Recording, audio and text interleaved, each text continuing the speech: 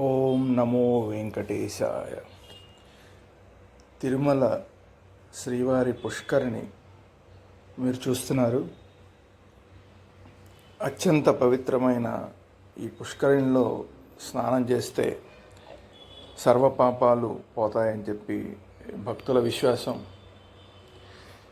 అదేవిధంగా తిరుమల శ్రీవారి బ్రహ్మోత్సవాలు పూర్తయిన తర్వాత చక్రస్నానం ఈ పుష్కరిణిలోనే చేయిస్తారు స్వామివారికి. ఆ చక్రస్నానం అనంతరం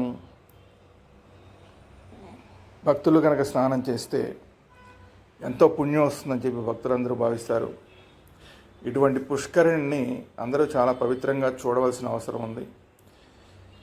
ఇందులో బట్టలు అవి ఆరేయద్దని చెప్పి అక్కడ అనౌన్స్మెంట్లు జరుగుతున్నా కూడా కొంతమంది ఇంకా ఆ బట్టలు అవి ఉతకడం అలాంటివన్నీ పుష్కరిణిలో చేస్తున్నారు. ఇలాంటివన్నీ చేయకుండా ఉంటే కనుక తిరుమల తిరుపతి పవిత్రతని మనం కాపాడిన వారం అవుతాం. పుష్కరిణి యొక్క పవిత్రతని కాపాడిన వారం అవుతాం. చూడండి, ఎప్పటిదో ఓల్డ్ది అది మండపం.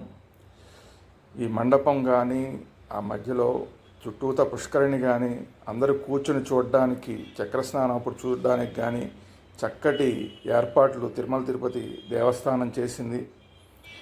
ఇందులో స్నానం చేసి భక్తులందరూ తరించాలని కోరుకుంటున్నాం.